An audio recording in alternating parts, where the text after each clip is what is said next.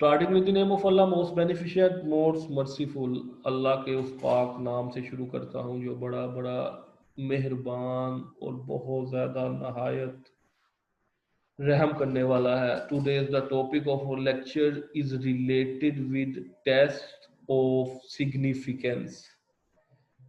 Before that, we have already discussed, we have already covered test of significance part 2.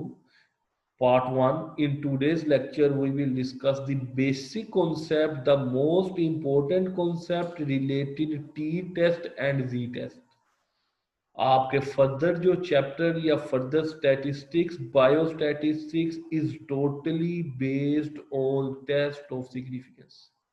आपके जितने chapters अगले आएंगे it's related with the T test, Z test, ANOVA table, उसके अलावा test of association, chi square, it's all about test of significance. तो इससे पहले हमें एक बेस लाइन, एक कॉन्सेप्ट, एक स्ट्रीम लाइन को समझना पड़ेगा कि what type of test we have. अगर हमारे पास डिफरेंट टाइप के टेस्ट हैं तो हम उसको अप्लाई कैसे कर सकते हैं, उसमें टेल का कॉन्सेप्ट क्या है। If there is concept of one tail, हमें कैसे पता लगेगा ये टेस्ट वन टेल पे जाना है या टू टेल पे जाना है। हमें कैसे पता लगेगा कि हमने इसकी सिग्निफिकेंस की वैल्यू कैसे कैलकुलेट करनी है। तो आज इसका पार्ट 2 रिलेट करेगा the basic concept related test of significance. अगर हम टेस्ट ऑफ सिग्निफिकेंस को अप्लाई करें, इम्प्लीमेंट करें, ट्रेंड को देखें, एनालिसिस करें, तो हमें इसको समझना पड़ेगा। टेस्ट ऑफ सिग्निफिकेंस पार्ट 2 के अंदर first of all interpretation the result of hypothesis. how we will able to interpret the different types of results। हमारे पास देखिए, आप पेपर को सोल्व करते हैं, पेपर देते हैं, तो एट द एंड आप कुछ ना कुछ उसका रिजल्ट हासिल करते हैं। अगर आपका पेपर बहुत अच्छा हुआ, आपका क्विज बहुत अच्छा हुआ, तो you can get a good marks. अगर आपका क्विज अच्छा नहीं हुआ तो आपके बैड मार्क्स आ जाते हैं। तो आपका पेपर अटेम्प्ट करना, पेपर में अपीयर होना, पेपर देना, उसके बाद उसका रिजल्ट आना, इसको हम कहते हैं इंटरप्रिटेशन द रिजल्ट्स।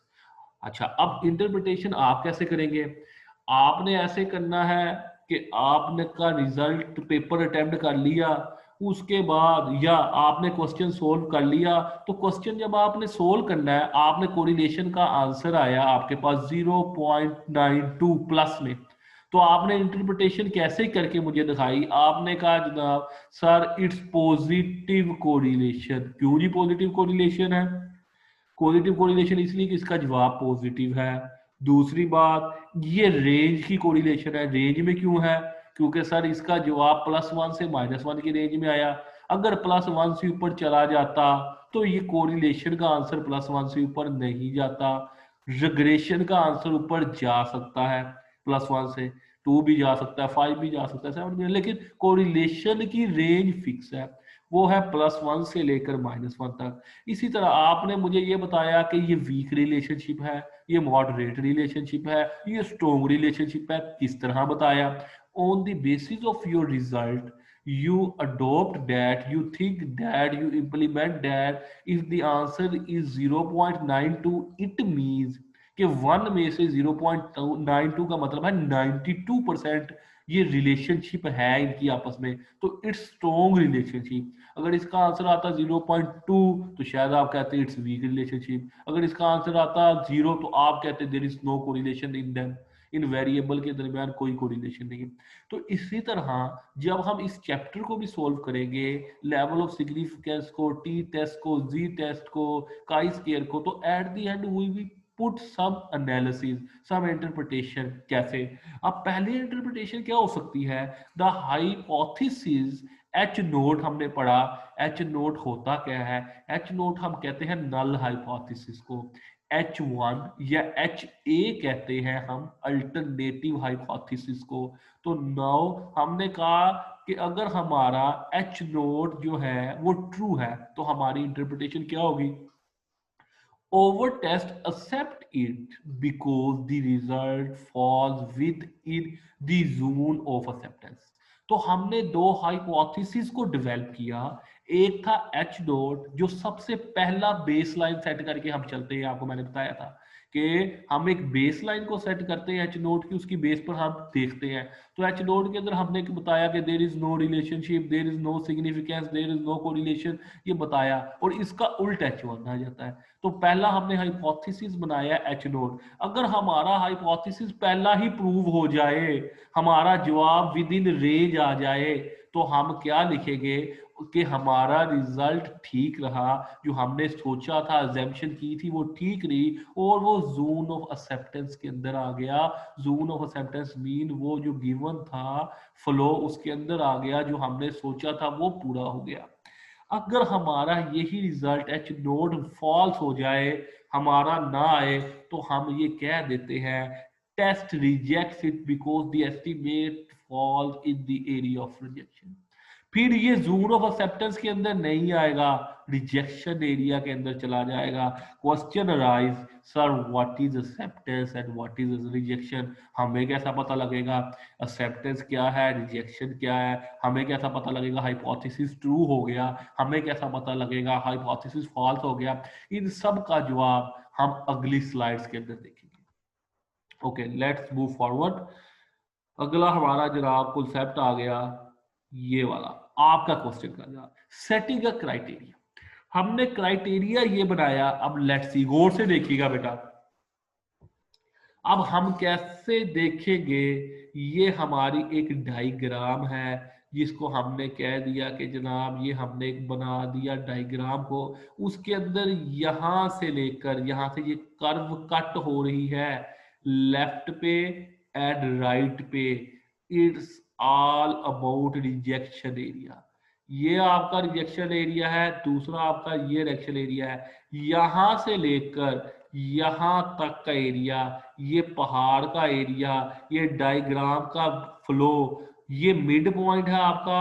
यहां से लेकर यहां तक ये नेगेटिव साइड लेफ्ट वाली, ये पॉजिटिव साइड यहां तक, ये सारा एक्सेप्टेंस जोन है। ये सारा एक्सेप्टेंस जोन है। लेकिन यहां से ये कर्व टर्न कर रही है, ये सारा रिजेक्टेड जोन है, इसको हम रिजेक्ट करते हैं। अब हमने एच नोट को क्यों एक्सेप्ट करना है, एच वन को क्यों नहीं?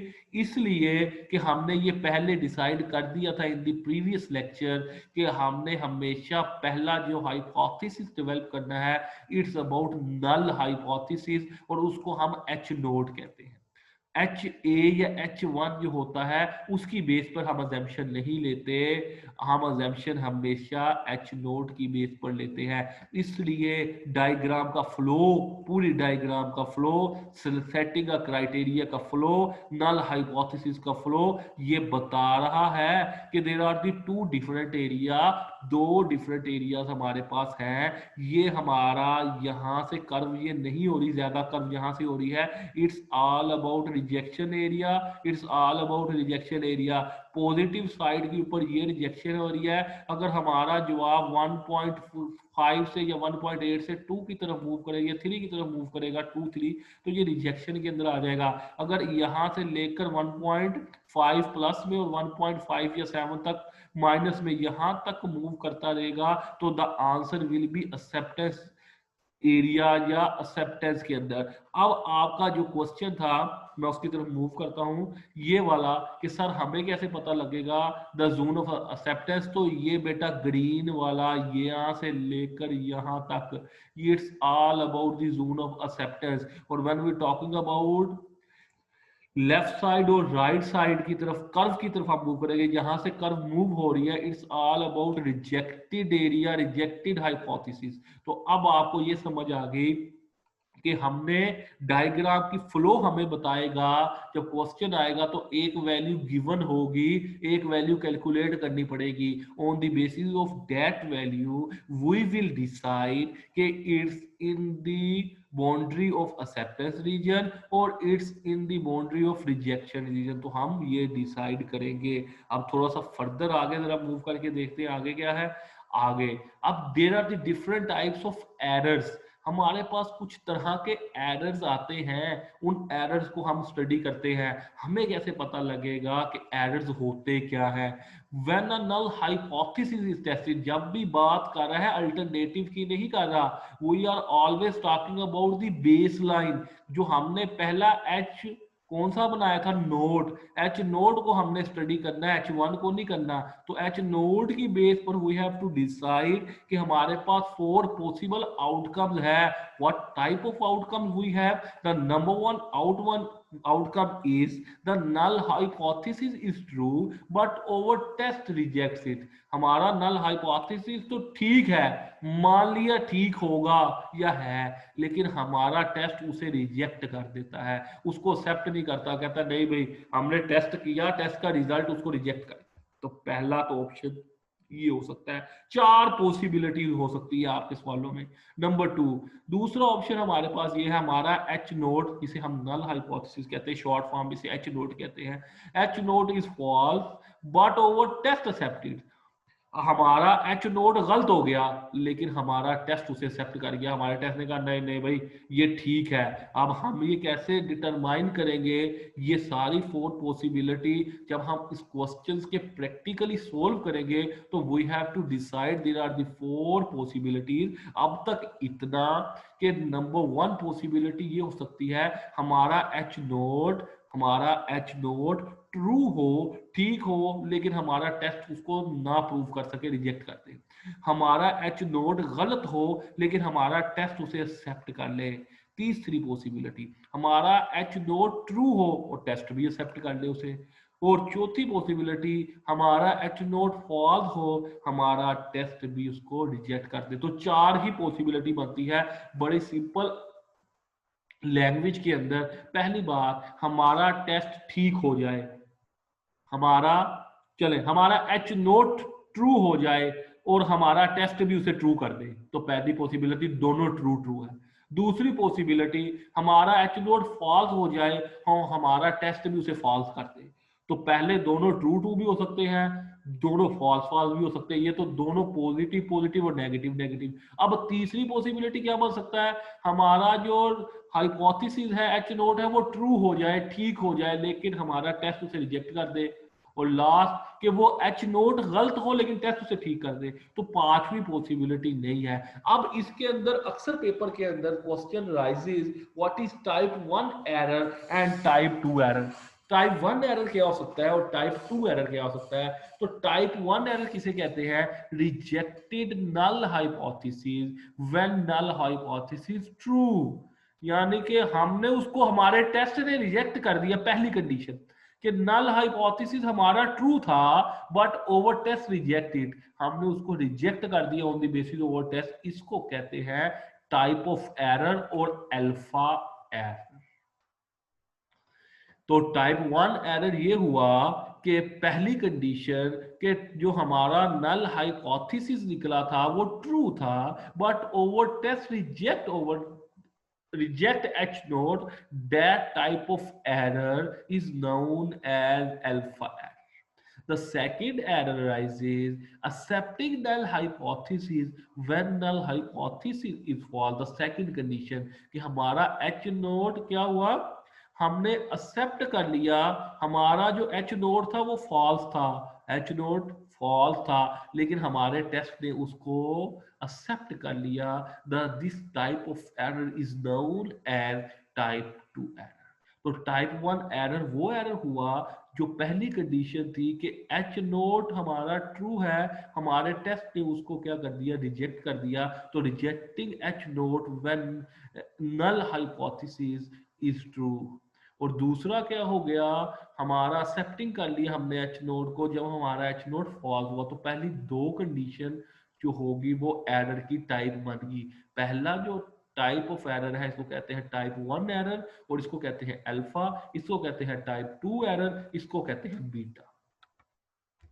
तो ये तीसरी बात द मेन इंपॉर्टेंट थी, कॉन्फिडेंस इंटरवल क्या होता है, the interval within which a parameter value is expected to lie with a certain confidence level as could be revealed by repeated samples is called confidence interval। तो confidence interval क्या होगा, वो interval, वो हिस्सा जो हम हम क्या करेंगे, एक्सपेक्ट करेंगे कि हमारा जो आंसर है वो यहाँ फॉल्स करेगा, इस रीजन के अंदर क्रॉस करेगा, इस रीजन के अंदर चलेगा, उसको हम कहते हैं ये कॉन्फिडेंस इंटरवल है। अब कॉन्फिडेंस लेवल क्या होता है, वो चीज जिसके ऊपर हम टेस्ट को अप्लाई करते हैं। The degree of assurance for interval to contain the value of parameter 1 minus alpha, 1 minus alpha आपको बता दी टाइप 1 एरर को कहते हैं और बीटा टाइप 2 एरर को कहते हैं। तो वो डिग्री ऑफ एश्योरेंस जिसके अंदर हम कंटेन करेंगे, इंटरवल को लेके चलेंगे, पैरामीटर की वैल्यू को फाइंड करेंगे। कैसे, ये देखिए, अब हमारे पास दो तरह के टेस्ट होते हैं। एक होता है one tail test. One tail test का कैसे पता लगेगा, जब हमारा अल्टरनेटिव हाइपोथेसिस एच ए, जिसको हम म्यू कहते हैं, इसको मीन भी कहते हैं, म्यू भी कहते हैं, मीन भी कहते हैं, लेस देन हो जाए या ग्रेटर देन हो जाए। याद रखिएगा, जब लेस देन हो जाए या ग्रेटर देन हो जाए तो वो वन टेल टेस्ट है। कैसे, ये देखें, हमारा म्यू की वैल्यू आई 100, एच नोट और एच वन क्या हो गया, ग्रेटर देन ग्रेटर देन 100 हो गया। तो ये किस तरफ मूव करेगा, ये मूव करेगा हमारा राइट की तरफ। तो ये कौन सा टेस्ट हो गया, राइट टेल्ड टेस्ट, लेकिन ये वन टेल टेस्ट है। अच्छा जी, अगर हमारा ग्रेटर हो जाए या लेस हो जाए तो क्या हो जाएगा, वन टेल। अब ये हमारा जो है रिजेक्शन एरिया ये हो गया और ये एक्सेप्टेंस एरिया हो गया। ये हमारा रिजेक्ट एच नोट हो गया और ये एक्सेप्टेंस हो गया। आप दूसरी एग्जांपल, लेफ्ट हैंड के अंदर क्या होगा, ग्रेटर हो गया तो राइट की तरफ मूव करके, जिस तरफ ये एरो है, ये एरो किस तरफ है, राइट की तरफ, तो राइट की तरफ मूव कर गया। अगर दूसरी तरफ लेसर हो गया तो ये लेफ्ट की तरफ मूव कर गया। तो ग्रेटर हो या लेस हो, ग्रेटर देन 100, लेस देन 100, ये दोनों एरर को हम कहेंगे वन टेल टेस्ट। इन दोनों टेस्ट का नाम क्या होगा, वन टेल टेस्ट। तो इसका ये एक्सेप्टेंस एरिया, ये रिजेक्टेड एरिया। तीसरा देखते हैं, टू टेल का क्या पता कर लगेगा, जब जवाब हमारा इक्वल टू में आ जाएगा, म्यू इक्वल टू, जब आंसर हमारा इक्वल टू के अंदर आ जाएगा वो टेस्ट टू टेल होगा। अब टू टेल क्या है, ये एक टेल ये, दूसरी टेल ये, जब इक्वल होगा तो हमारा टेस्ट दोनों क्या आ जाएगा, टू टेल टेस्ट। तो ये इक्वल का एक इस तरफ मूव कर गया राइट साइड पे, एक लेफ्ट साइड में, तो ये दोनों कौन से टेस्ट हो गए, ये टेस्ट हो गया टू टेल। तो वन टेल क्या होगा, दोबारा सुने, जब ग्रेटर और लेस आ जाए तो उसको हम कहते हैं वन टेल टेस्ट। और उसके अंदर या तो राइट टेल होगा, अगर ग्रेटर देन हो जाएगा तो इस तरफ चला जाएगा, और अगर लेस देन हो जाएगा तो लेफ्ट की तरफ चला जाएगा। और दूसरा हो गया इक्वल टू, जब इक्वल टू का जवाब आएगा हमारे पास तो वो हमारे पास होगा टू टेल, एक टेल ये तो एक टेल ये, दो टेल टेस्ट को हम अप्लाई करेंगे। अब टेस्ट ऑफ सिग्निफिकेंस क्या होता है, test of significance is the formal procedure for comparing observed data with the claim whose truth we want to assess. हमें एक डाटा दिया गया, हम उसके ऊपर कोई टेस्ट अप्लाई करेंगे। 5% टेस्ट ऑफ सिग्निफिकेंस कर सकते हैं, लेवल ऑफ सिग्निफिकेंस 10% पे कर सकते हैं, 1% पे कर सकते हैं। On the basis of that हम ये चेक करेंगे कि ये जो टेस्ट अप्लाई किया है ये हमारे रेंज के अंदर आता है, इंप्लीमेंट होता है, नहीं होता। अगर नहीं होता तो उसका हल क्या, अगर हो जाता तो उसका सोल्यूशन क्या है। तो हमारा बेसिक आज का टॉपिक ये समझना था कि how we calculate one tail test और टू टेल टेस्ट। तो जब वैल्यू लेस देन या ग्रेटर देन हो जाए तो वन टेल, जब इक्वल टू आ जाए तो टू टेल टेस्ट। तो आज का लेक्चर हमारा basically confidence level, confidence interval, we have to calculate the one tail test, we have to calculate the two tail test. When we practical applied different question on that we will able to easily understand कि how we calculate one tail test, how we calculate two tail test, और हम T test कब लगाएंगे, P test कब लगाएंगे, जी test कब लगाएंगे, हम ये सब कुछ कब इंप्लीमेंट करेंगे when we talking about the practical. तो इंशाल्लाह in the next lecture we will able to understand the practical question related with the different test. आज का लेक्चर यहाँ तक, इंशाल्लाह नेक्स्ट लेक्चर के अंदर हम इसको देखेंगे।